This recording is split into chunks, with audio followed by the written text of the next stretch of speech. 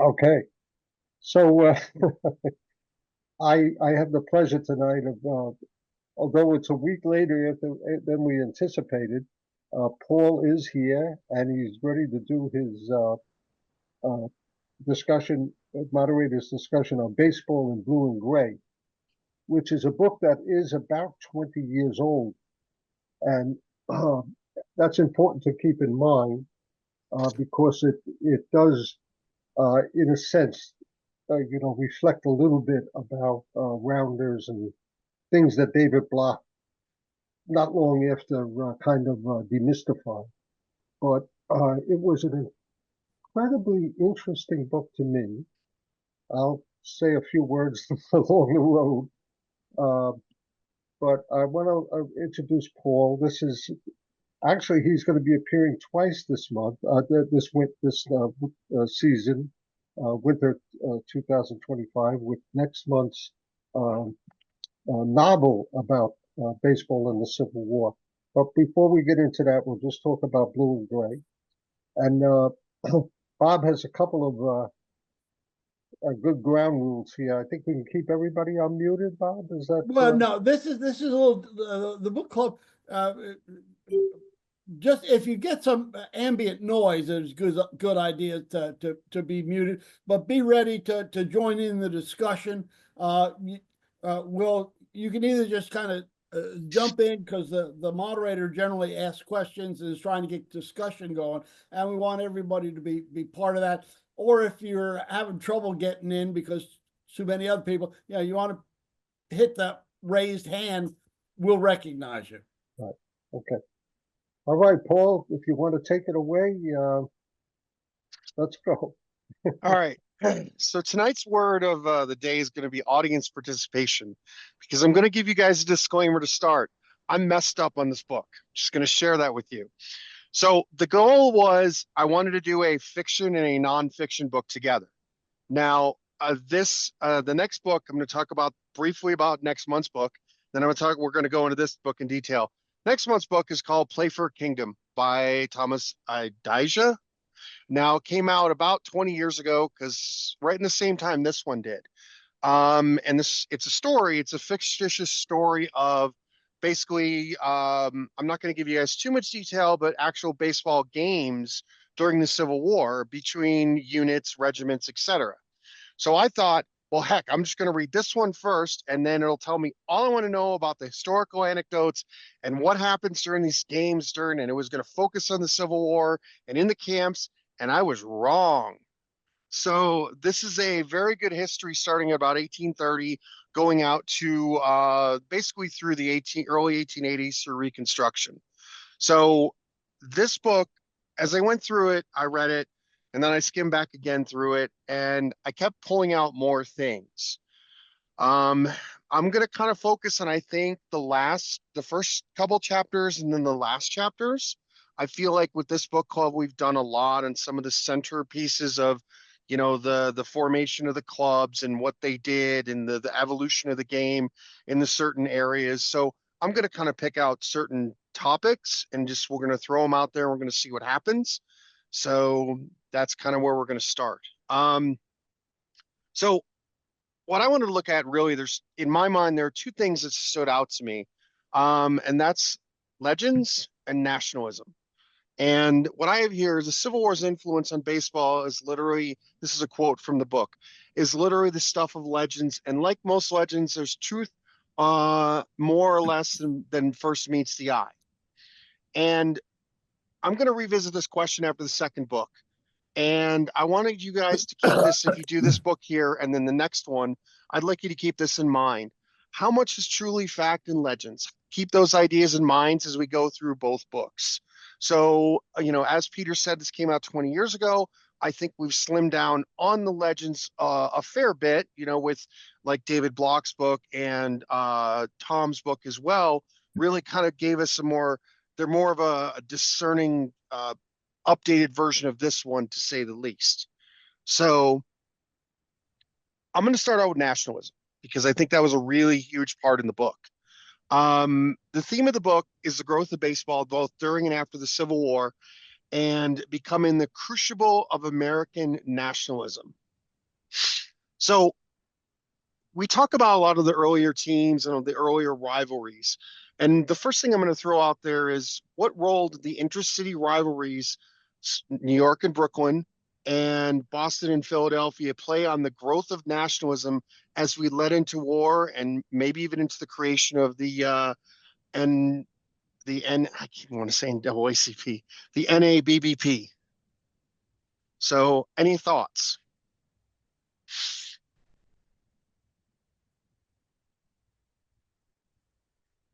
Well, was this not the time when we started this, the final conflict between New York game and Massachusetts game is kind of going on.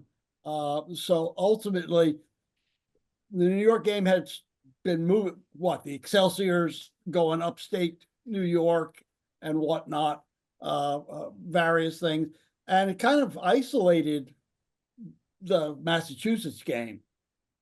And also, wasn't there a whole lot more New York soldiers out there familiar with the game than there were Massachusetts soldiers?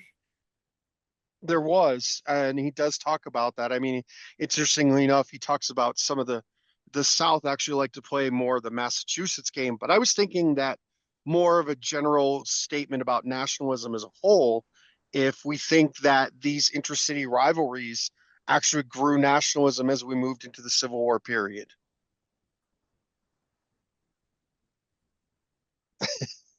That's these hard questions. I'm trying to remember the rivalries, particularly in the New York City area.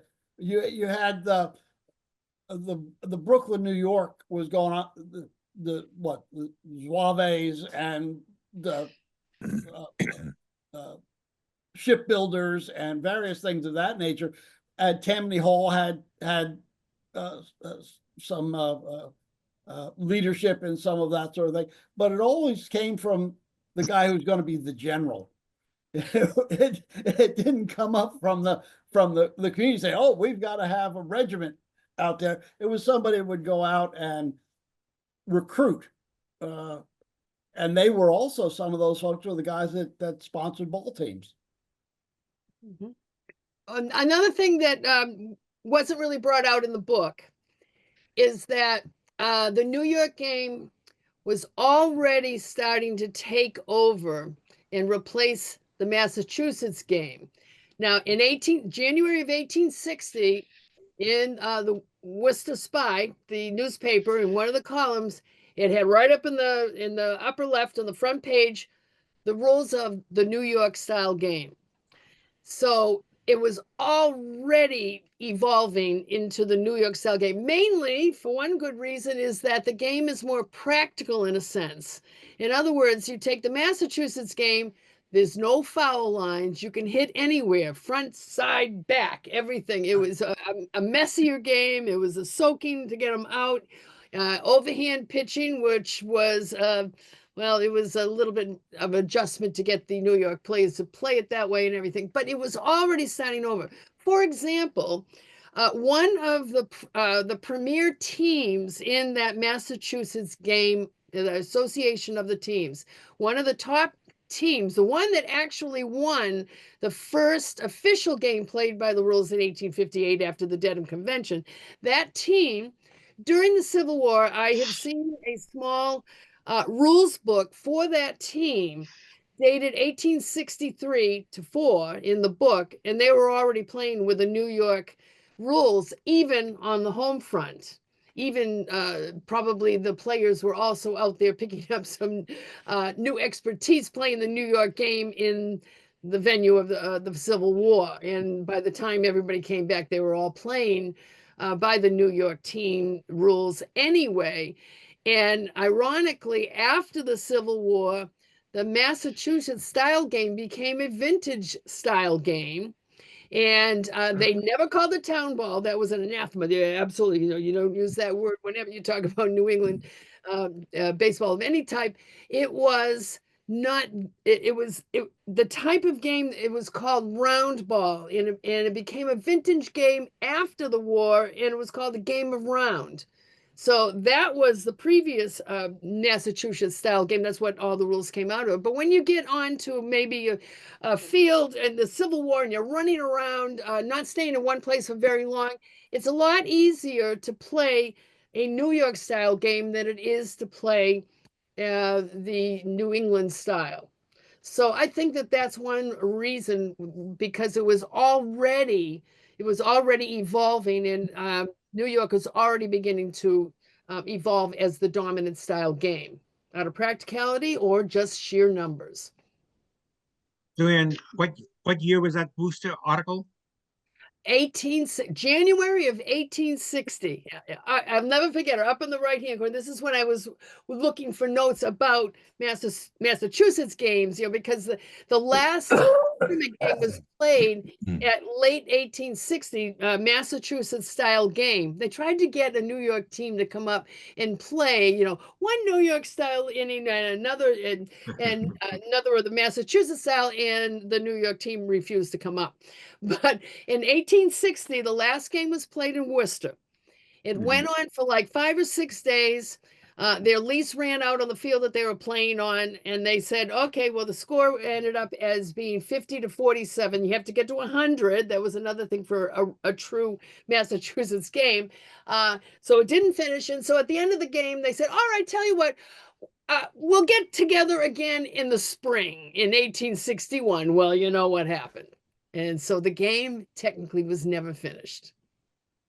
And that's So the last of it. I'm gonna pick on you for a quick second, Joanne, because you are the Massachusetts master of this game. The defender of the history guy. That's right. Right. So yeah. why he talks about this in the book, and anybody else can certainly chime in as well. Why did it seem like the South actually played more either A, town ball, or B, the Massachusetts game than the New York game? Well, Bob and I were having a little discussion on a lot of that too, and I think it turned out the same, for the same reason. For instance, that in later decades of the 19th century, that baseball was carried over to Japan. Boston was a seaport, and they had a lot of socializing between different ports along the way, all the way down to New Orleans. And I think that a lot of what was going on in Boston was considered to be, probably a little bit more upper class style, perhaps. And that I think that the ports, very likely, were a way for the people to exchange not only goods and services, but also culture. And baseball might be just another one of those things. I mean, I've got letters from people from the Boston area that would be going down to even to New Orleans, not so much Florida. I don't think there was much going on in Florida at that time, but South Carolina, North Carolina, Virginia, you go all the way up and down the coast. In that sense, there was a lot of exchange between, let's say, northern sailors. What are they going to do when they get on shore? They're going to play a game of ball. That's what they even did when it came to Japan. And I think that it brought a little bit more attention to people at that time. The game, it's the height of the game, of course, was 1858 to 1860. And that was when it was played in Boston. But that's also when Mr. Saltzman came up from New York City and started to turn everybody's heads.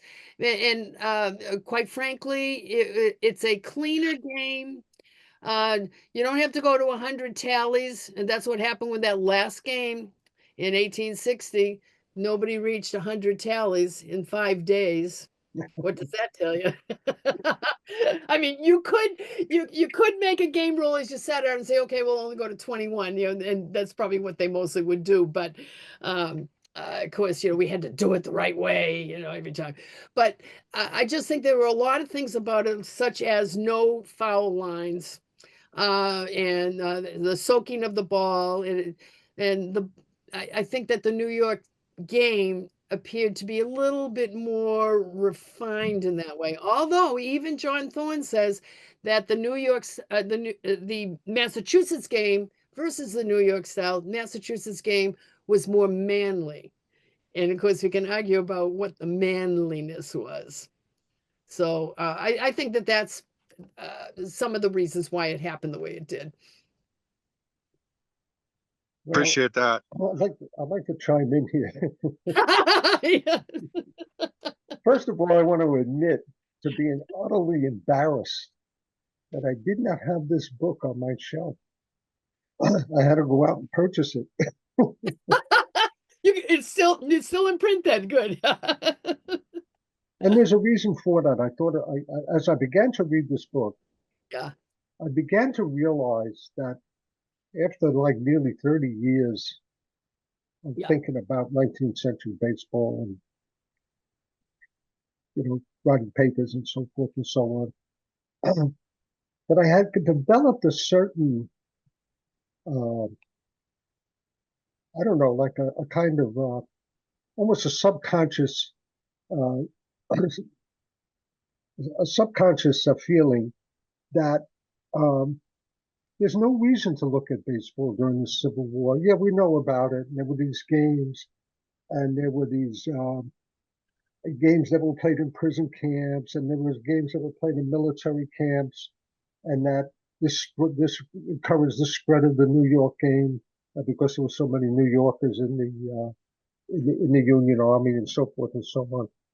And I had that kind of mindset for so long. And I would just kind of gloss over the Civil War years.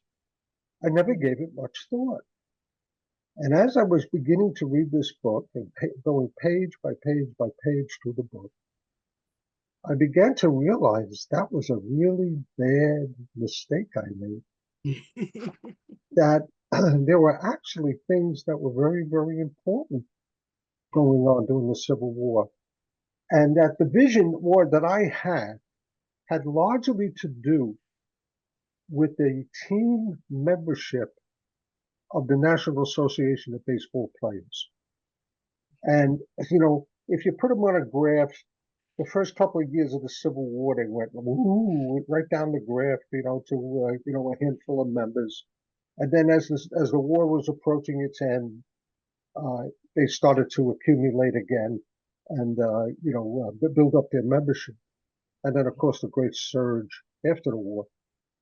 But when I thought about things like college baseball, when I thought about things about muffin teams and all of these other things that went on during the war, that actually this was like a burning fuse, on a stick of dynamite that, just kept burning and burning until the war ended. But it was nonetheless alive and well. And I was somewhat taken back by that. And, I found this to be a very, very revealing book in that regard. Absolutely. Oh, So and by the way, on pages 4 and 5 of the book, if you would make a change, just out of deference to this particular championship team, it has it listed as Wassamog, okay? Wassapog of Sharon. It should be Massapog, please. Change your W. noted, That's what, duly noted. that's Duly why she noted. gave the book a C-. Yeah, right. Yeah, right. Just hold it upside down for a minute. Yeah, it'll be That's fine. it. It is. It's perfect. I figured that's what happened, But Massapog. So To Peter's Go- point, a little bit, I think the ideas of the early 2000s, late 20th century, of baseball spreading to the South because of prison camps and whatnot, and interplay, as we'll see next month with Play for a Kingdom, which is a fiction for a reason. But the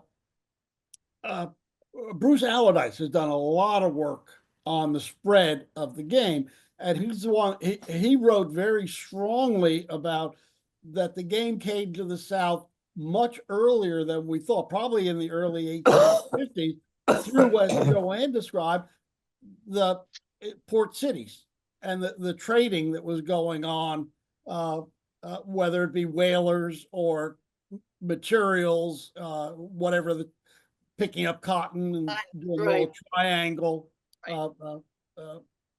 trade or whatnot. And it's a much different look, particularly places like Charleston and Norfolk and New Orleans and Mobile and those kind of places. She's right. was gonna- Florida didn't have any people then. They had more alligators than they had That's people. They may have more alligators than people. This is kind of what I meant when I started out, and I said it's based, we're going to talk about nationalism, we're going to talk about myth. Along these same lines, the growth of the baseball, which we think of the myth, was that the Civil War did more afterwards to promote. But as he points out, larger Midwestern cities, Chicago, Cleveland, Detroit, Milwaukee, and St. Paul, and towns in Iowa and Wisconsin, and into California, who had 5 teams by 1860. So this is in 18, again, Joanne, to your time frame, 1858 to 1861, and then going on into the South. Into the South, New Orleans had 9 teams by 1860, and Houston sported a team by 1861.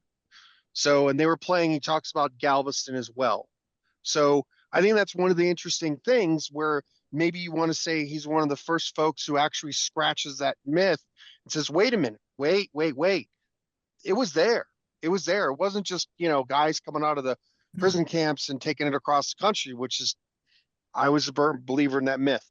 I'm going to read a quote, and then I'm going to go to your comment here in the Zoom, Pamela.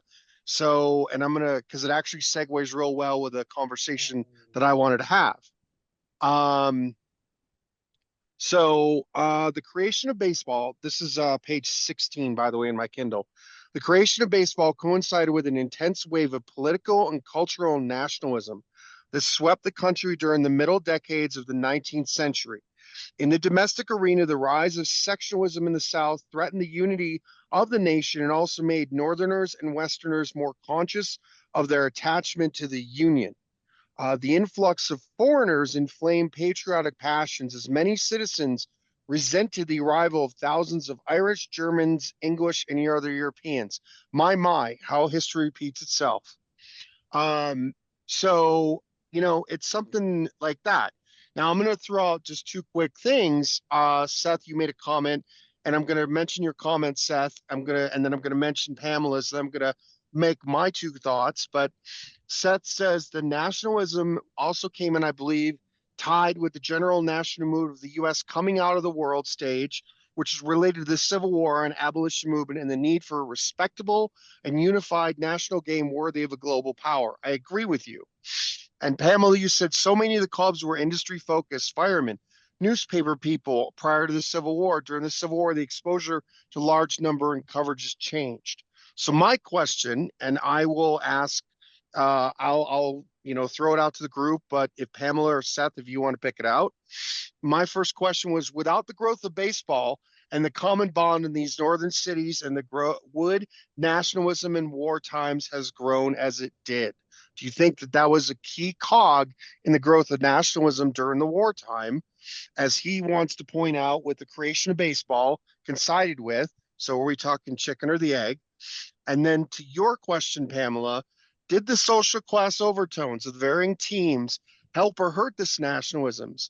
The Excelsiors are merchants, lawyers, and doctors and other professionals, while the Atlantics and Eckfords were skilled workers, butchers, shipwrights, and mechanics. So that's a mouthful, but I'm going to throw it back out there. I was going to say that it was slowly moving from something related to your job, a fraternity, where you played, you did a challenge to another team in the newspaper. They accepted it. You played as comrades, and you all went out to dinner together afterwards. And things were really changing during the Civil War because it was so brutal. And for the first time, you were meeting with residents and people from the community doing. So what do you want? Hot chocolate or the tea? A lot of suffering. So I think that the game, it was contributing to nationalism. I can't say that it was the thing that made for it. But I think everybody was starting to look at America differently and seeing how fragile the Union was, the fact that we could easily fall apart into two separate countries, and have two separate presidents. I think that was a shock to the country. And maybe baseball was one of the healing elements, one of the things people could divert into that was not this emotionally charged thing, that they were all experiencing. I don't know. Well, he makes an interesting point. You're talking about that emotionally charged thing. He was talking about a game where New York was going to play Philadelphia, and it was right after Gettysburg happened. And he makes a point in the book, and he says, "Well, that would have been a really important game, but everybody's like, oh my God, the Confederates are on northern soil." So it's interesting you mentioned that. So, any other thoughts? Well, Or Seth, would you like to comment? Woody, go right ahead, please. baseball clubs back then were not defined This is by those sort of divisions. It was along the political sector. Good. There were not Irish teams Well, I versus think you German gave this teams to you. versus English teams, Catholic teams versus Protestant teams. They didn't have that kind of division in among the baseball clubs. Am I right or wrong? I think you're right. I agree with you. I just think it's interesting. I think you're spot on. It's more of just a, this is who we are, but this is definitely there. I think he talks about, some of that underlying, but he also talks about some of the underlying strife as well. He mentions the draft riots as well. I mean, he talks here in that quote about the immigrant situation. No Irish need not And apply. Samira. Yeah. Come on. Well, the And- draft. and Daddy? No, I gave him the pork, the lamb chop. Well, the Irish were in the forefront of the draft riots. Eat all your goodies? No, They were a big part of that. I didn't know what you were gonna Didn't the eat. mayor of New York at that time Yeah. do something to reduce the effectiveness of the draft, to block it or something? I can't remember for sure.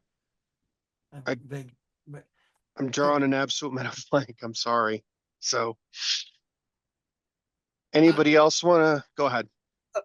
Okay, maybe I'll divert into another Even point. Morgan The passed thing up, is, so the thing is I that, knew it couldn't be that great. although Excuse they me, were, Joanne. yeah, could we Excuse me get one that sec. Zoom user to please mute? Thank you. Okay, anyway, so anyway, we got to also remember that even when baseball was coming into its own, they were playing cricket. All right. And matter of fact, in the 1850s, when they came to town from England or even from New York, sometimes they would play one inning of baseball and one inning of cricket. To me, that means that it's not so much the game that is at the bottom of this, it's that people were starting to have more leisure time for recreation. And of course, who's going to take advantage of that in the beginning? Well, it's some of the more well-to-do sometimes, the ones that were working in offices.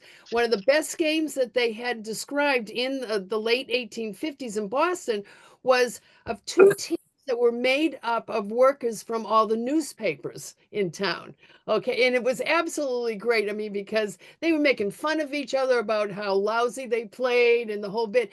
But now people were looking for things to do leisure, not just on a holiday. Zoom user off. Thank you.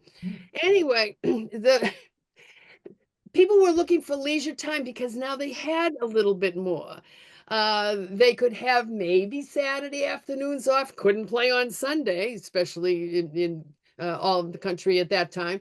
So they were looking for something to entertain them and also to be part of. And this is something all new, because when you look before that, participatory sports really hadn't come into their own. It was beginning to evolve, coming up through the 1840s. There were pickup games on baseball all over. For instance, for example, Henry David Thoreau mentions a pickup game of ball that he played on Fast Day. Okay, and that was a traditional day in Boston. I don't know really how far it went, but I know it was in Boston and most of New England. It was usually the first Thursday of March, I mean, of April. And when people would get out and the weather would start to get really good and they got to go out and do something, what did they do? They went out and played a game of ball. It was almost a ritual. What is the chalk on? So,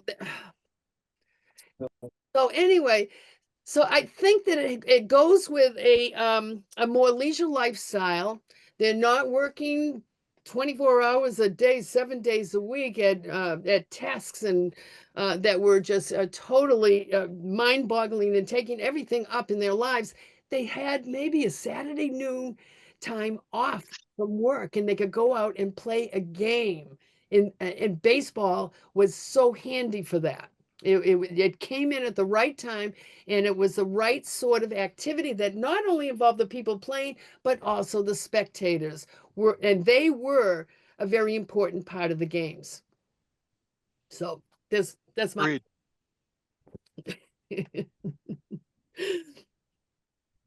So I'm actually going to just skip ahead just a little bit here. I'm going to skip to, I think it's chapter 3 or chapter 4. And we're going to just talking about a little bit about the growth and more about the war scene itself. The Clipper enthusiastic where he supported Lincoln's calls for troops and published the name of the enlistees, including ball players. It praised those who signed up and urged others to follow their examples. This includes 90. This list included 91 Excelsiors at one point in that list of people who signed up.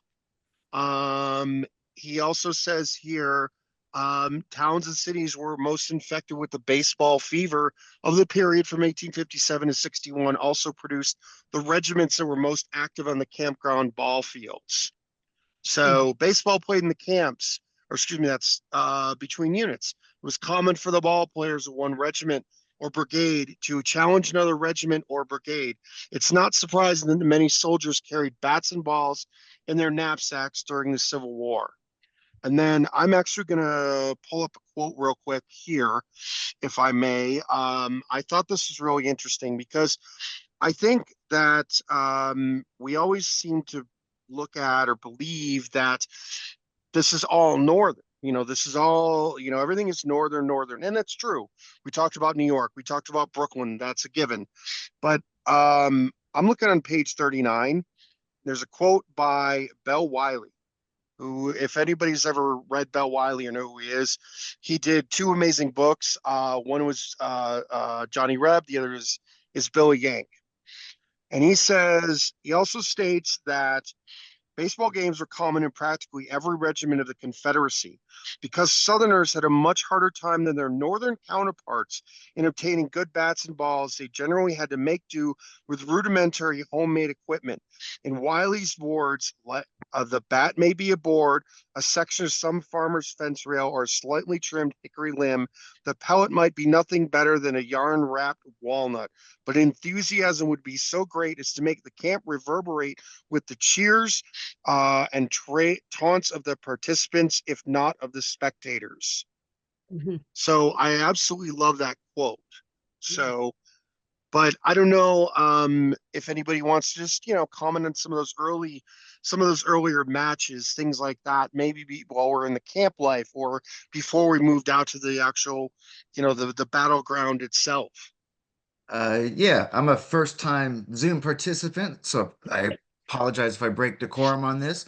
But as a Southerner For sure, sir. as a Southerner or Southron, as this book says a few times, felt obliged to comment. Also, leading back to a previous conversation about Massachusetts style, these comments about the frequency of bringing like a bat or ball or something with you to war that you just referenced. At some point in the book, they say like several times, like it's a generational game that all schoolboys know, and that's why they can use language and advertisements and like political language that references the game. But they have bats and balls of various kinds because it's generational. They all have their own kinds that are regional games because they're generational and stuff. Some of the stuff they refer to like old cat, which I had not heard about before, but also some of the rules of Massachusetts style. I wonder if they Massachusetts style truly died, like overhand pitching, some of the rules regarding strike counts or whatever, or did those spontaneously reemerge later through other popular things? And so I guess my question about this is maybe some of these, I don't, are some of these Southern things or Western baseball stuff, did they also throw overhand or have other rules that we don't really talk about that later came adopted into this national New York origin game? That's a question. Well, if I may follow up on that, all those games in North and South in the Civil War, most of them were probably informal pickup games, and they would have been played, instead of, with made up rules or with ground rules, depending on the weirdness of the particular field you happen to be playing on. Like always a blend. Yeah, and maybe you only have a dozen people who have free time to do it or something. They would not have been strictly baseball games in the sense of a formal championship game between New York clubs at that time. You make a really good, interesting point, Jacob. And I don't know if that ever was, somewhere back in their head about overhand, but it was 1883 was the last year they actually went underhand. Oh, by 84, they actually went overhand. So that was actually, but the difference between that, and I don't know if you can see my zoom, is literally from here to here. So, I mean, they were pretty much by 83, 84, early 80s, they were slinging it in. I mean, there was some of them were running starts. I mean, they were just, and it was just, they were zipping it in. So there wasn't a lot of difference between here and here. So, but that's a really good, interesting point. It wasn't in their head. I'm sure it was. I think that's a Joanne question, but I think it was definitely there in their mind somewhere. I think the evolution of overhand pitching, particularly in the New York game, but by the 1880s, you started to see overhand pitching.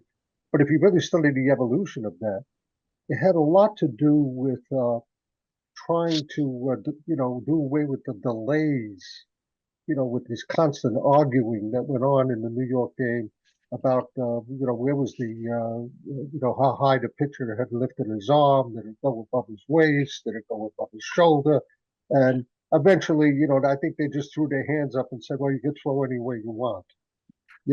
I don't think it's so much a reintroduction of the Massachusetts game than it had its own evolution in the New York game of eventually going to overhand pitching. Got to think all human beings at one point thought, I'm going to throw it this way right now.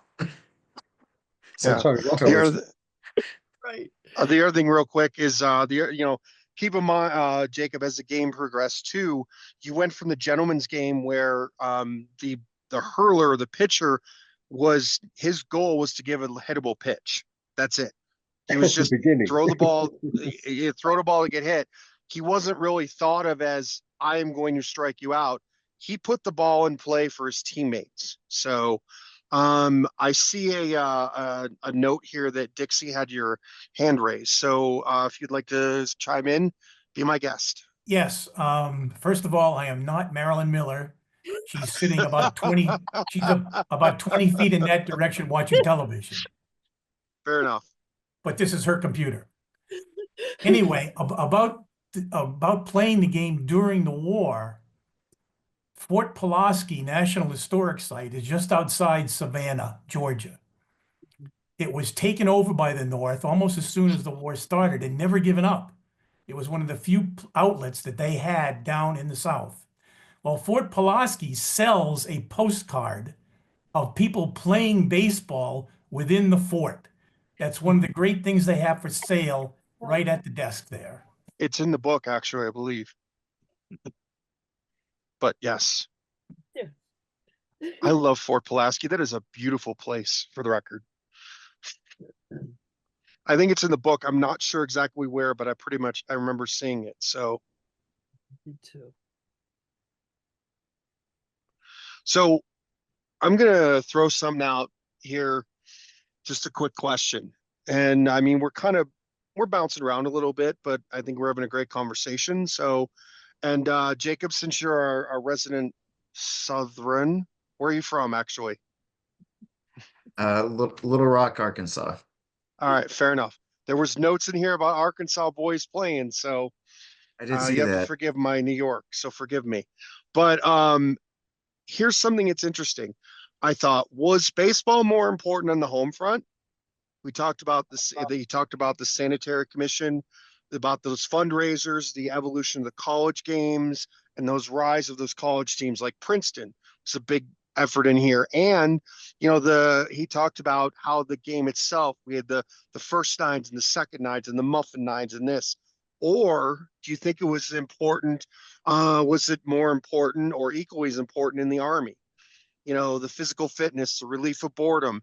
In a lot of ways, it was something that, hey, there was growth there. We see that later with the prison camps, with the carpet, for lack of a generalized term, the final chapter is all about essentially the carpet bagging of baseball, for lack of to steal a phrase.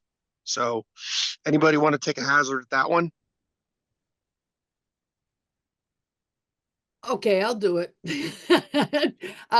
Yes, it was going on at the home front.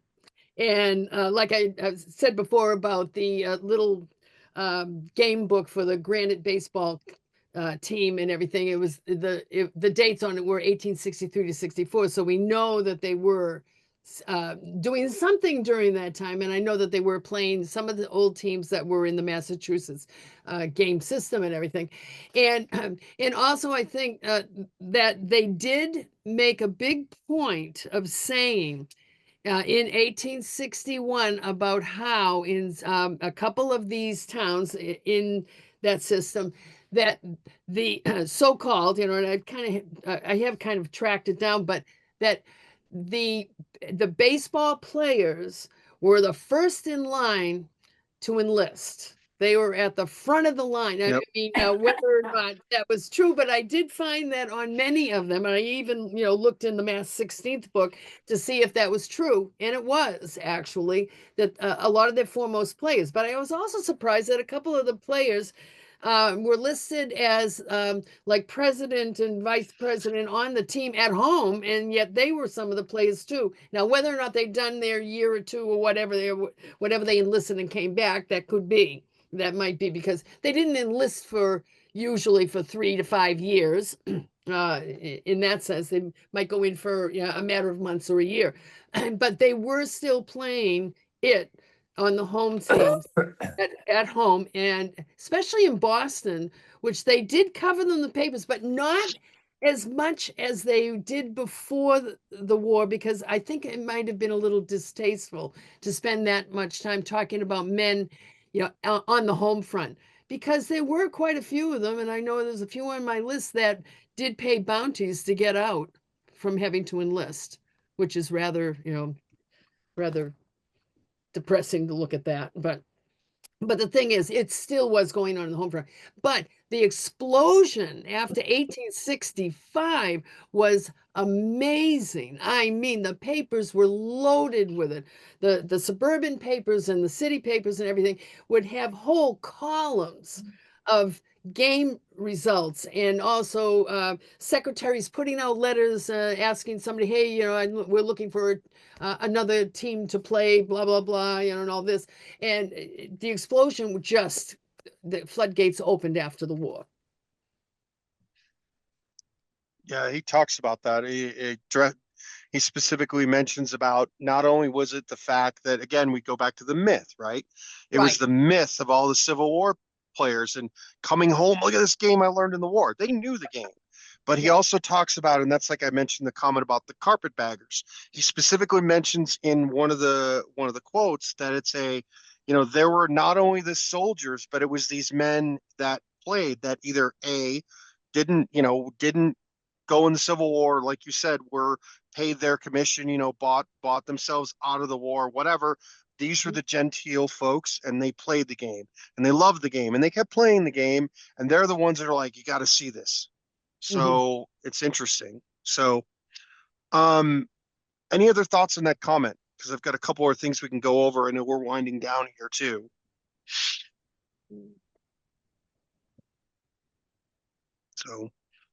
So I do have a quote here I thought was kind of that I really I liked, and it kind of talks into this a little bit here.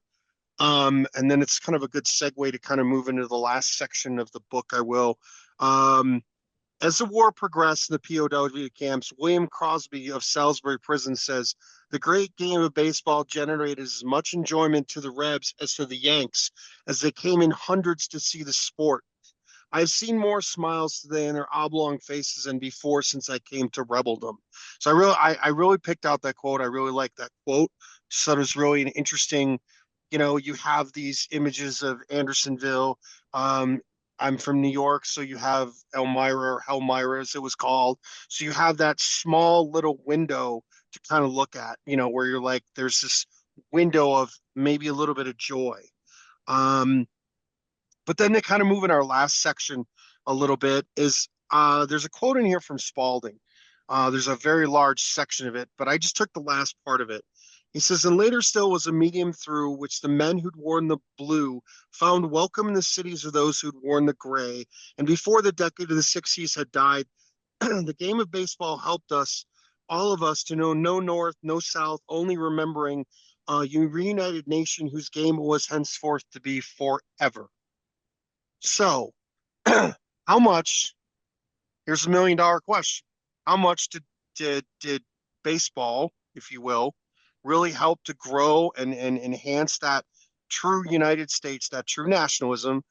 I mean, how much? We know it didn't really help to do much against Jim Crow because, you know, unfortunately, African Americans were pushed aside. I mean, he talks about Cotto, he talks about the Pythians, but they were still a separate entity. But how much did baseball really expand? You know, how much did it help with that healing, with Reconstruction? That's a big question, but I think we can maybe comment a few things on it. I think one funny thing is one of the examples of healing and reconciliation, I think, was a game in Louisville between like a KKK team Yep. and a carpetbagger team. And that's an example of like, look, we came together. We can be Klansmen and Northerners together. So it's kind of funny. But so I just wanted to say that about that comment. But I think really the national game, back to your question at the very beginning of this, could have been baseball, or it's just some other sport and it happened to be baseball, and it's other things like railroads and telegraphs and newspapers and so on. But anyway, I like those quotes too. Yeah. I think it's important to mention that the effort to create a national idea, as Paul mentioned, was definitely a white idea about the nation, and to exclude African Americans. And after the war, in a lot of areas, yeah, we all made up, you know, the North and the South pasture differences. Like, what was that about anyway, that war, you know? And I think with the death of Reconstruction, it was very much an idea of a national American white identity. And they said that baseball was segregated. That was Well, I think what that can is that we just go back to the same concept. We're still Americans. No matter what, we're always still Americans. And it's just, you know, that was the key focus of this is something we can bond by what's what I'm looking for? Bond with, excuse me. Well, after the war, we still had baseball, and we could go right back to the rivalry between Boston and New York City. You had to throw it in there, didn't you? Just somewhere. You think it just started with the Yankees and the Red Sox? Oh no, it was all the way back. It might have started with baseball. Who knows? So, any other thoughts or comments on just the idea of the growth of nationalism, of the expansion of West, of just anything. I mean, we know that, you know, one of the interesting things is obviously we know that in 1869, you know, however you want to say it, baseball became professional. I mean, it's not exactly hitting the nail on the head in 69, but became professional. Well, what was one of the things that really made it professional was the growth of some of these technologies, the railroads, the movement west, all of these things. You know, we read earlier books about, you know, our friend Sam as he moved out west, and the Cincinnati Reds with him. So, you know, it's interesting. I think it's all, in a lot of ways, it's this perfect what's what I'm looking for, this perfect molding. He talked about, it was a perfect analogism in the beginning, where it's these are all the things the nation's coming from. Well, now we've got all these perfect things. We've got people going south, we've got people going west, we've got the railroad, we've got, you know, oh my God, I learned this game in the Civil War. Well, I learned it from this point when I was home. So and telegraph for scores. absolutely. And you can go into that, and you could talk about, from there, Chip, you could talk about Mr. Chadwick and how he revolutionized the way of keeping scores. So as you said, Pamela, felt Perfect baseball score, should it be all promoted came as together. You're right. absolutely. You have Walt Whitman, you know, who's got many, many quotes about baseball. So we have a few more minutes. I am actually going to throw something out there for the rest of us. Then I've got a quote to finish this off. So John, actually not John. I am so sorry. I apologize. John says, since Americans are profoundly mobile, I think the development in a migratory terms, people in the USA spread like crazy, took their games with them. I couldn't agree more. But I did want to go back to your earlier comment, John, and I wanted to throw it out to the entire folks. True or false? If the Civil War had not happened, baseball would still have developed pretty much as it did anyway in the decades after the Civil War. That's a great question to really wrap us up here. I think that's true, but circumstances allow different interpretations. My hometown is in central Massachusetts. It's about 50 miles west of Boston. By sheer luck, about 25, 30 years ago, I ran across a series of newspaper articles in my hometown paper that explained how baseball came to Webster. It was written by the guy who actually brought the game to Webster. He was a drummer boy for the North in the war, and he happened to be visiting his sister. This was 1867. And when he visited, he saw a bunch of boys, young men at the college, playing a game that, certainly the way he described it, sounded like the Massachusetts game. And he said, guys, I think I have a better game for you. And he gave them what he learned in the war, probably the New York game. And they enjoyed it much better, and they thought it was great. And they got themselves equipment. And the next year in 1868, they had their own team. But that's the way the game came to Webster. And it was already 1867 that it was brought there.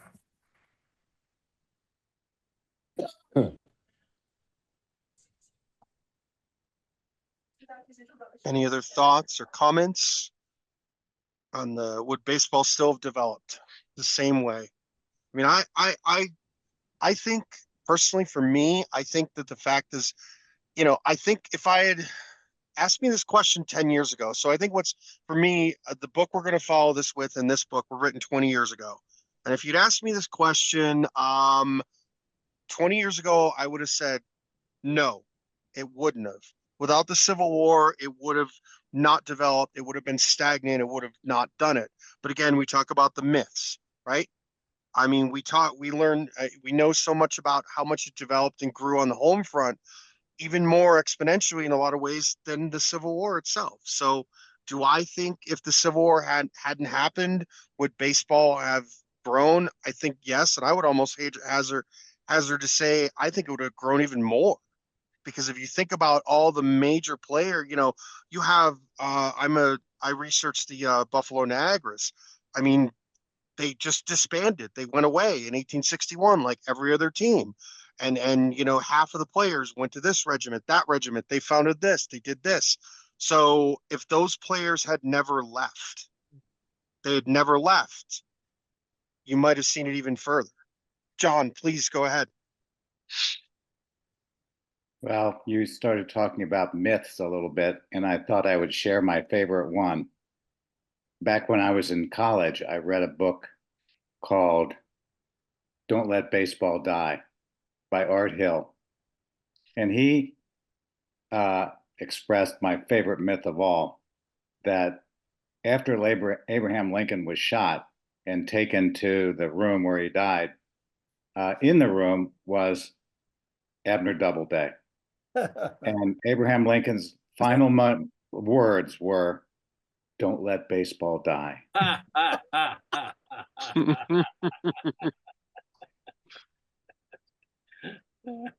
Well, Yeah. Paul, I think the answer is that it would have, and I think the evidence is the growth of the National Association.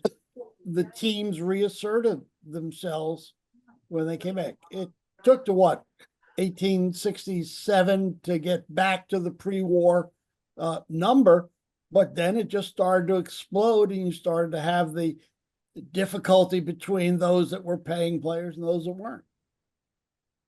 Can I say something? I'm a first-time person on here. I think the economics that are introduced into the book kind of drove the proliferation, because like anything that has money attached to it, if they could develop a way to expand something to generate more revenue and more profits, I believe that was an influence that would have superseded even the Civil War. I think you're spot on. I think you could probably, you might have even seen, some of the magnets, we know that Boss Tweed and Tammany was involved in some way or another, but I think you might have even seen it more so with some of these other, the rail barons and what have you, maybe getting into it and getting more involved into it.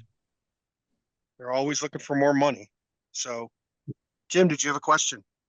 No, I was going to just throw out 2 cents. Someone mentioned it earlier in the talk about just growing technology.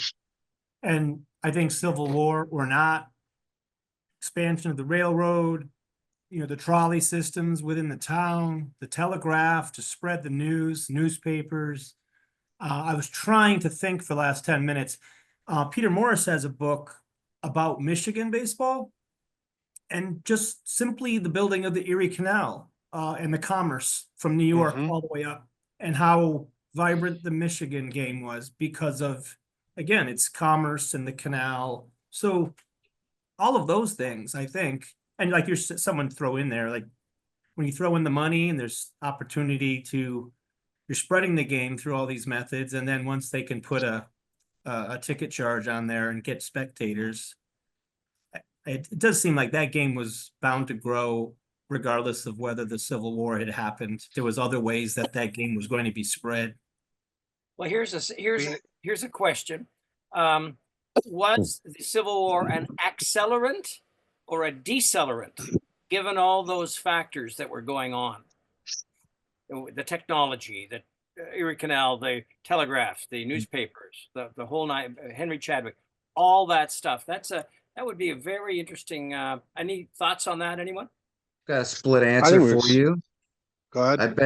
I bet it's an accelerant for the game as a whole, for human beings to play, but maybe not for professional organizations, as someone said earlier, that they took them until 1867 or whatever to get back to normal.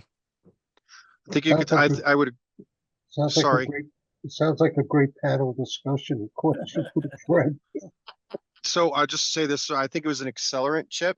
And I think what's interesting about that too is you could say that, obviously the technology and what have you, but the home front game, maybe the fact that if these guys we talked about earlier, if they had stayed home, well, what if they didn't stay home, they went away?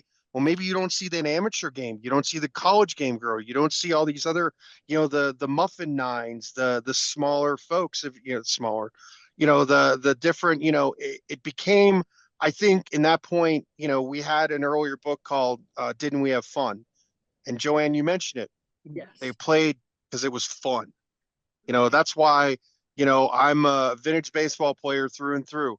I play because it's fun. I've messed up every finger on my hand. Gonna go play again. Doesn't matter.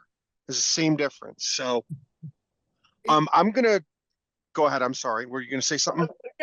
I think commercial has a lot to do with it.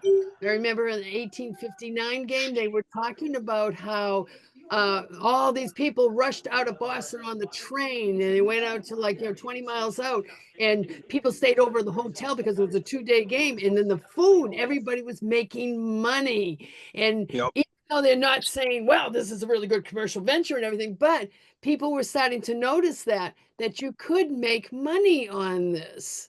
And be it the food, the lodging, the transportation, The drinking. there you go, and drinking, yes, and gambling. If I may Gambling add was one thing, there. the Civil War expanded the rail system significantly, Yes. which was a big help to the promotion Right. of professional baseball. Right, exactly. Sure, in the 1859, I mean, the trains were going out from Boston through Worcester, Springfield, and New York City, and the whole bit, and it really got people to go a bit further than just the cow pasture down the road. I mean, you got more people together, and when you get a lot of people together, you got to think about how you're going to make some money off the crowd, and they've been doing it ever since. So I'm gonna go ahead and just cite a couple quotes. And then I'm gonna hand this back over to Bob, because I know there's a certain point where the room closes down, and then Bob can go through some of the other comments in the 19th Century Book Club chat here, which has been extremely active. So this book did offer one of my absolute favorite quotes about Civil War baseball. I'm just gonna share that with you all. George H. Putnam remembered a contest among Union troops in Texas that was aborted by a surprise enemy. Suddenly there came a scattering fire of which 3 fielders caught the brunt. The center field was hit and was captured. The left and right field managed to get in our lines. The Northern soldiers repulsed the Connecticut Confederate attack, but we had lost not only our center fielder, but the only baseball in Alexandria. I remember that. I love that. It's one of my absolute favorite quotes. So, and then I'm going to give this quote as a segue to next week, or next month, excuse me. Again, this is the history. This is the truth.